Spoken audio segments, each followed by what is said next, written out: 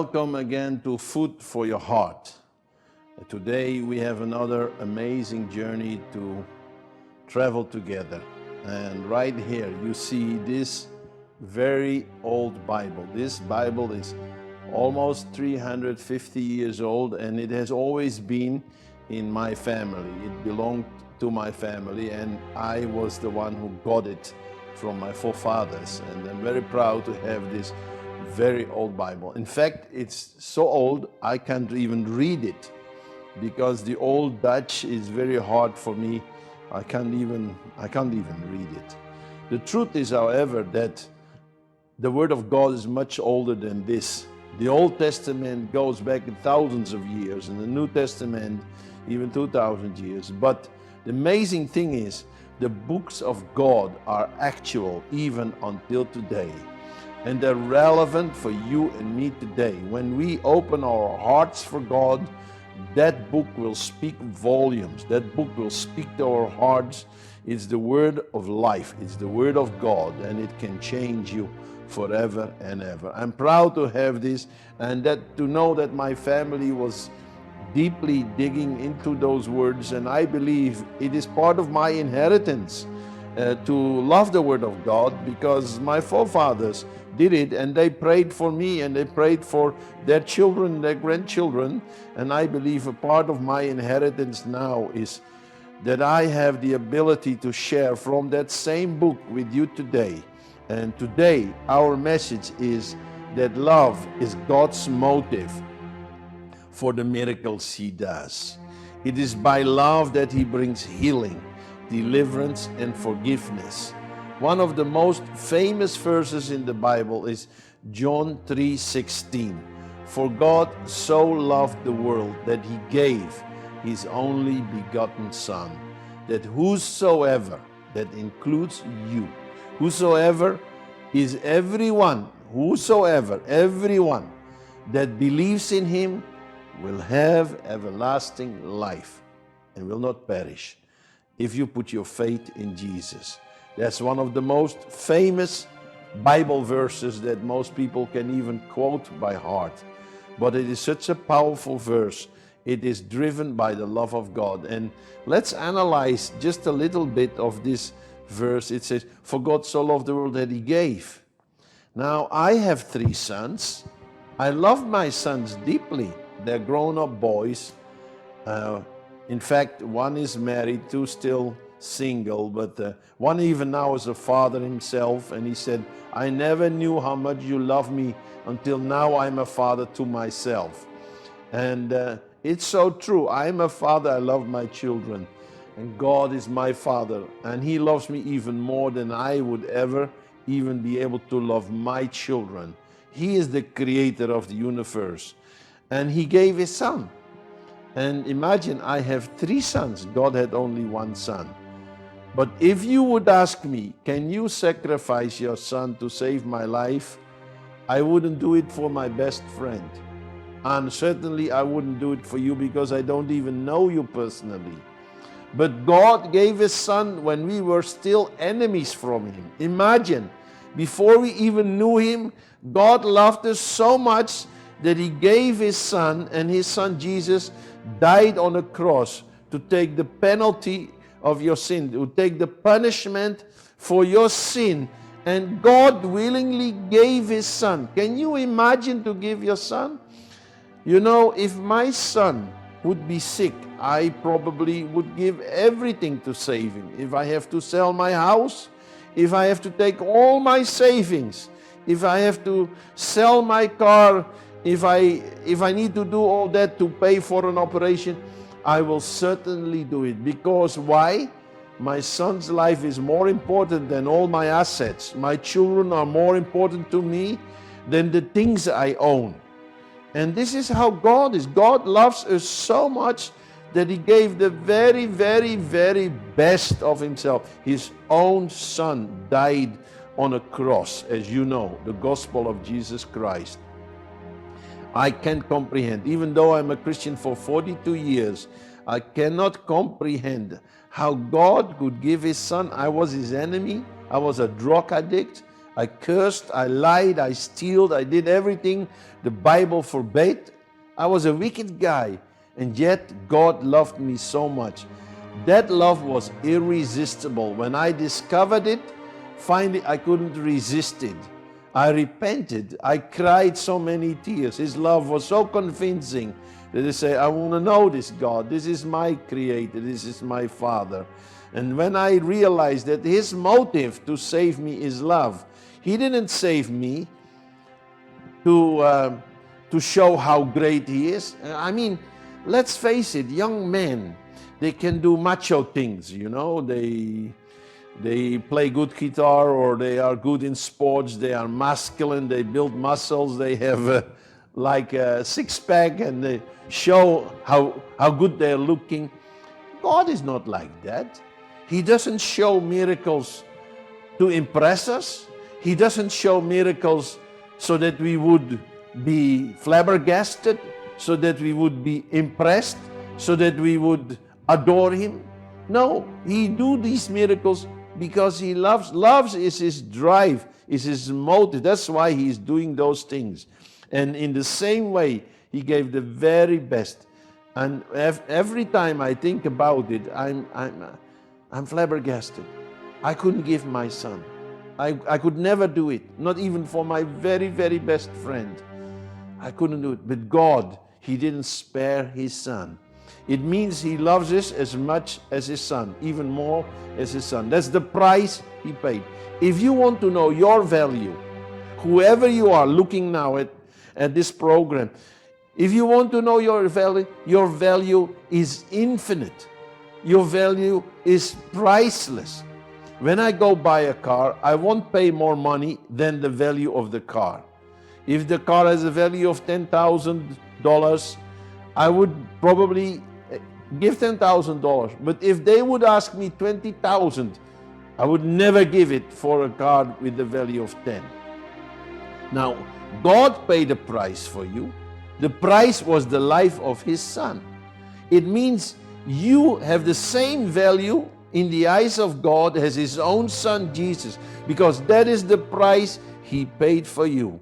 You know, maybe you consider yourself worthless, but in the eyes of God, you're priceless, because the price He paid is the life of His own Son. You say, how do you know these things? Of course, it's in the Word of God. I found it in the Word of God. But apart from that, I had a wonderful encounter with Jesus. 15 years, about 15 years after my salvation, one day I was in my office and I was writing a document in the computer. There was nothing specially. I wasn't praying even. I wasn't fasting. I wasn't seeking the face of God. I was just sitting in my office typing a document in the computer. And all of a sudden the presence of God came into my room. The reason I am emphasizing this is that you don't think that I had this experience as a reward of my spirituality, as a reward of my commitment, of my fasting, my prayer, my seeking God, my worship. No, it was God's own initiative to visit me in a surprise visit all of a sudden while I was just doing some work on the computer. And as He appeared into the room, of course, I didn't see Him with my physical eyes, but I knew He was there. The first thing He did is He reminded me of the 3 things He told me on the day of my salvation 15 years earlier. And I want to remind you of these 3 things He said. I am the one you have been looking for. I do not condemn you. If you trust me, I make everything new. And all of a sudden, 15 years later, I had forgotten even these things. And I looked back and I said, God is faithful to His word. I put my trust in Him and He made everything new. 15 years later, my health was restored, my self-value, my self-esteem, my identity was restored. 15 years before, I couldn't receive love. Even if someone put an arm around me to hug me, I froze. I was spiritually sick. But now, 15 years later, I knew to receive love. I knew to give love. I had a beautiful wife. I had 4 children and the 5th was on the way. I was preaching the gospel. I was a blessed man. And all of a sudden, I remembered what God said, that if you trust me, I make everything new. I said, God, how faithful are you? I even forgot that you promised me that 15 years earlier. But now I see the reality of all these blessings in my life in an amazing way. And I was so impressed by His presence that all of a sudden, the Lord raised a question to me. I discovered in the Bible that Jesus is very good in raising questions. It's not that God is examining us as in a school examination, that you have a right or wrong answer. But when God is raising questions, it's neither that He does not know the answers Himself. It's to reveal our hearts. It's all about the heart. The matter of the heart is the heart of the matter. And when He raised this question to me, He said, why do you think I want to heal people? Why do you think I want to forgive people? I want to save people.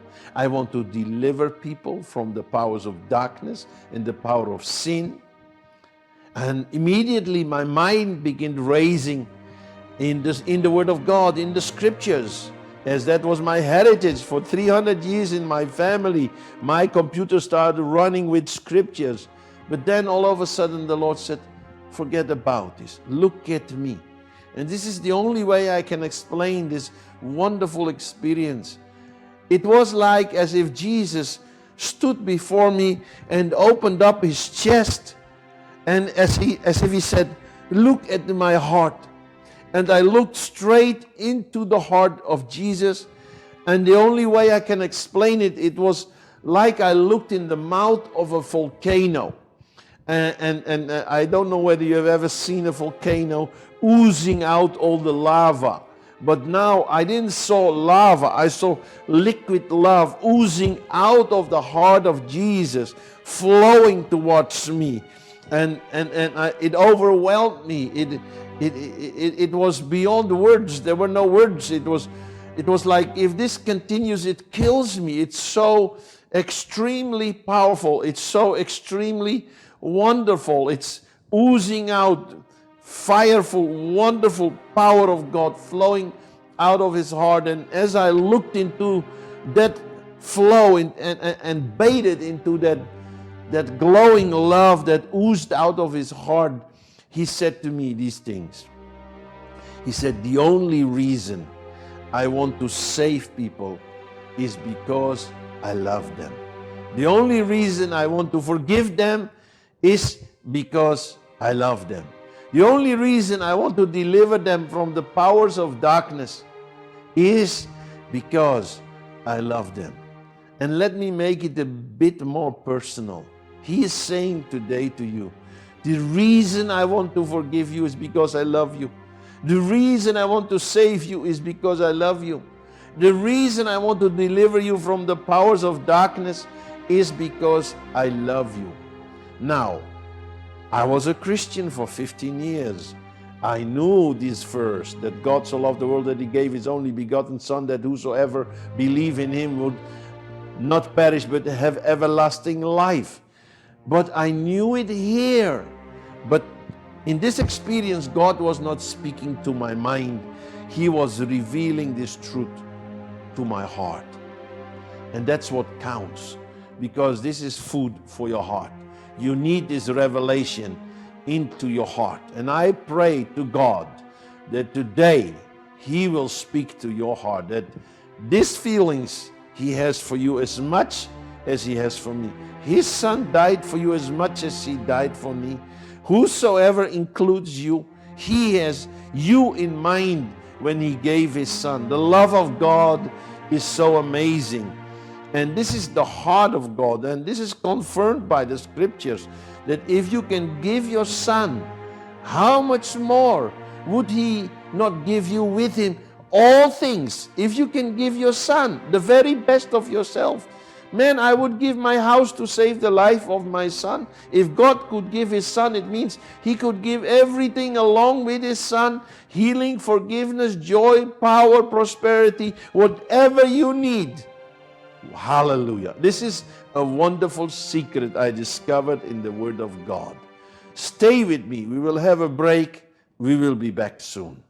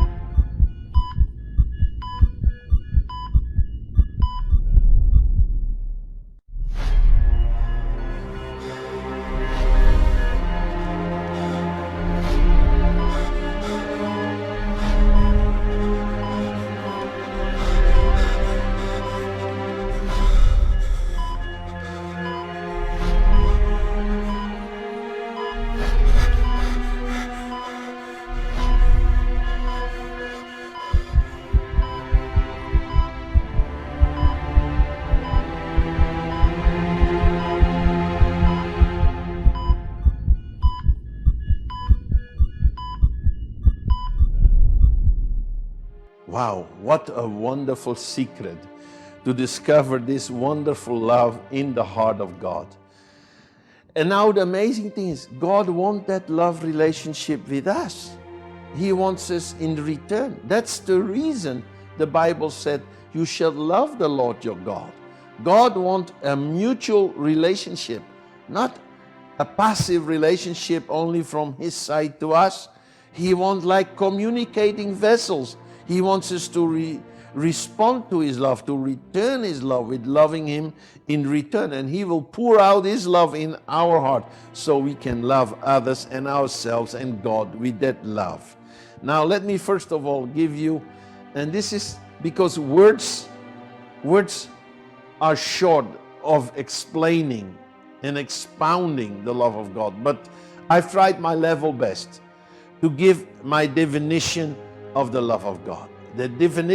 My definition of the love of God is that the love of God is a fireful, a burning, a passionate, an affectionate, a consuming, enduring, self-sacrificial, stubborn, unquenchable, indestructible, unfathomable, irresistible, all-consuming, unconditional, emotionally involved kind of love. This is the love of God. You say, hey brother, that is too fast. Please repeat yourself. For your case, I will repeat myself. This is just because I'm trying to find words to explain how amazing the love of God is. It's everlasting. That volcano will never stop spitting out that flow lava of love. That will continue forever and ever. Let me repeat once more. The love of God is fireful, burning, passionate, affectionate, consuming, enduring, self-sacrificial, stubborn, unquenchable, indestructible, unfathomable, irresistible, all-consuming, unconditional, emotionally involved kind of love. Yes, feelings are involved. God has feelings.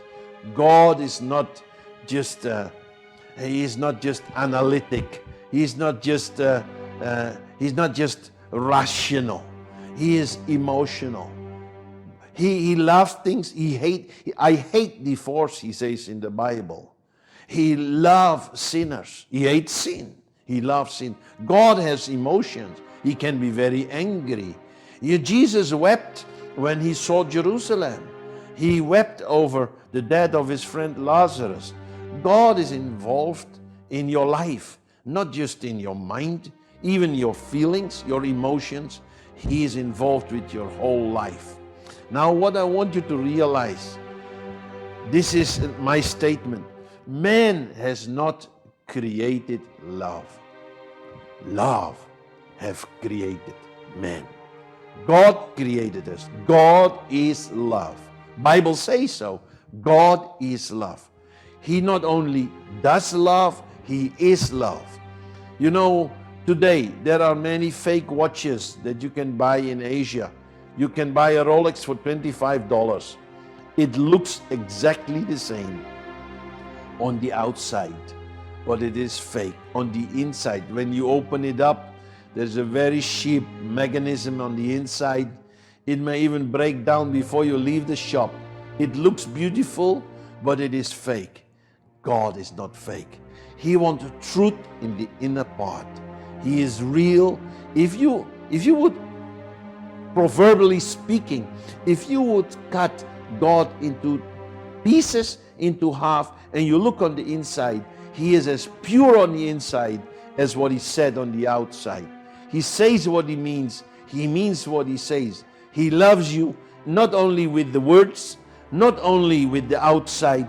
That is flowing from His heart. That river flows forever and ever and ever. It can't stop.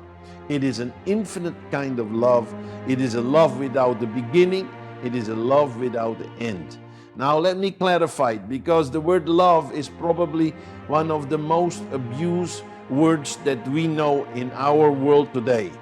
When we say we love pizza, when a man says, I love you, girl, he may have sexual fantasies. Is he really loving her? But God loves us unconditionally, whether we are nice or not nice, whether we are stubborn or not. He loved me when I was still a drug addict, when I was His enemy, when I cursed Him, He still loved me. His love is not the same that just emotion. Many times when a man says, I love you, he says, I get a good feeling from you. But that's not what God says. God so loved that His Son died for us. His love was a sacrificial. And He wanted us to love Him in return. He created us by love, for love, so that we should love Him in return. And that's why His third commandment that He gave to us is, you shall love the Lord your God with all of your heart, all of your soul, all of your mind, all of your might, and all that is within you. And you shall love your neighbor as yourself. What a wonderful commandment. Now, for your understanding, the Bible speaks about love and gives us 4 definitions of love. For your understanding, so that you will not misunderstand me. When I say love, I talk about 4 different things. The 4 things is eros, phileo, agape, and storge. These are the Greek words, but I'll give you the definitions. Now the word eros, we have the word erotic. That is the sexual love. That is bodily love, so to speak. Now that is also created by God, and there is a place even in the Bible. Sex is not sinful, but it is sinful outside of the bond of love between a man and wife. The parameters for eros is in marriage between one man and one wife for a lifetime, until death separates them. That's God's design for eros. Today, the devil has taken that one totally out of context, and they sell love in prostitution, in immorality, and all those things as if it is a product. But it is a physical expression of an appreciation of the other person, bound to that person. Then the second one is phileo, which is the word philanthropic. It means friendship. It is a friendship kind of love. There's nothing to do with homosexuality. It can be between 2 men. It can be between men and women. But it's nothing to do with sex. It is friendship. It is appreciation. It's liking a person. And then the third one is godly love, agape. That is the way God loves us, unconditional. You know, in the natural world, we say, I love you if you love me in return. But God says agape, it means I love you whether you love me back or not. I love you unconditionally.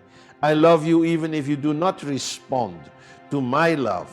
Even if you're invalid, Even if you're disturbed, distorted in your mind, and you cannot even respond to God's love, God still loves you unconditionally. And then the fourth one is storge. And storge love is actually the love that parents have for their children.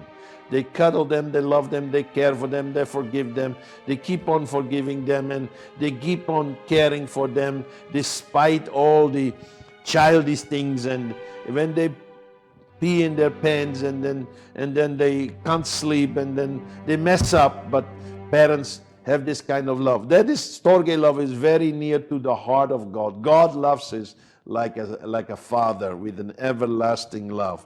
And He made a covenant with us in that kind of love. It is a covenant of love. Like marriage is a covenant, God wants to have that covenant kind of love with us. Isn't that amazing? And love is the foundation of strong relationship. When we have this love for God, as God has this love for us, that binds us together. Love is the binding factor. I don't know about your country, but in my country, this is what people say. We will separate as friends, good friends. But I don't believe that. Good friends do not separate. When people divorce and they cover it up with nice words and say, we will separate as good friends, that is just lying to yourself. Good friends do not separate. Love is binding people together. And it's a very powerful force that can help us through a crisis and through disagreements, because love is binding. It's not like a prison, it's binding in love. It makes the relationship strong. And this is God's desire, that the world will know His amazing love through His children. God wants to pour out His love in us, that through His love we may show the world the love of God, so that they would believe in Him. As we love Him and He loves us, so we may become the expression of His love to the world around us. Now, I have a summary of a few nice things for you in my closing remarks. And that is this: the stubborn love of God is for stubborn sinners. The love of God is stubborn. The word stubborn is usually a negative word, isn't it? We talk about the stubborn boy or stubborn person, but the love of God is stubborn. It's not giving up easily. You know, like in the story of the prodigal son, the boy messed up his life, but his father kept on loving him. The stubborn love of God is for stubborn sinners. The stubborn love of God is casting out fear.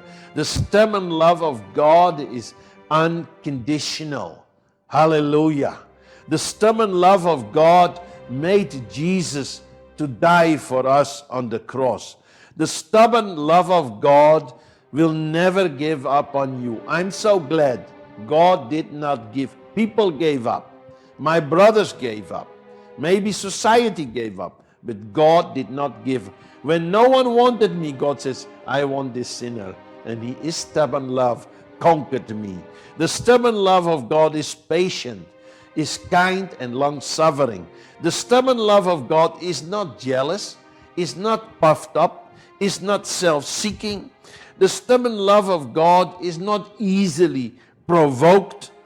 The stubborn love of God is thinking not evil. The stubborn love of God rejoices in the truth, even when that truth is painful, even if you have to confess things that you should not have done. The stubborn love of God beareth all things, and believeth all things, and hopeth all things, and endureth all things. The stubborn love of God seeketh the heart of the prodigal son. The stubborn love of God never fails. The boy came back home and said, Father, I've sinned against heaven and against you. What did the father say? He didn't say anything. Over the shoulder of his son, he said, slaughter the fattened calf. Let's celebrate. My son was dead. He is now come alive. You can come alive if you allow yourself to be arrested by the stubborn love of God. In closing, let me tell you, my dear friends, the ABC of the gospel, it's so simple. Acknowledge that you're a sinner, just like the prodigal son. Believe in Jesus Christ as the Savior of your life. Confess Him as Lord and Savior, and you shall be blessed. See you next time.